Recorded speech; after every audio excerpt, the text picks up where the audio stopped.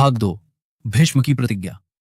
पिछले भाग में हमने देखा कि कैसे सत्यवती को ऋषि पराशर का वरदान मिला और वेद व्यास का जन्म हुआ।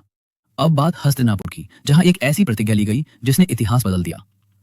हस्तिनापुर के प्रतापी राजा शांतनु को गंगा नदी से प्रेम हुआ और उन्होंने विवाह किया।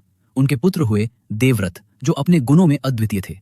लेकिन गंगा एक शर्त के साथ आई थी, और जब वो शर्त टूटी तो वह देवव्रत को लेकर चली गई। शांतनु अकेले रह गए। वर्षों बाद गंगा देवव्रत को वापस लाई और देवव्रत एक आदर्श राजकुमार के रूप में बड़े हुए। एक दिन शांतनु की मुलाकात सत्यवती से हुई और वह उन पर मोहित हो गए। वह सत्यवती से विवाह करना चाहते थे, लेकिन सत्यवती के पिता निषाद राजे की एक शर्त थी। निषाद राज चाहते थे कि सत्यवती के पुत्र ही हस्तिनापुर के सिंहासन पर बैठें। यह सुनकर शांतनु दुखी हो गए, क्योंकि वह देवव्रत का अधिकार नहीं छीन सकते थे।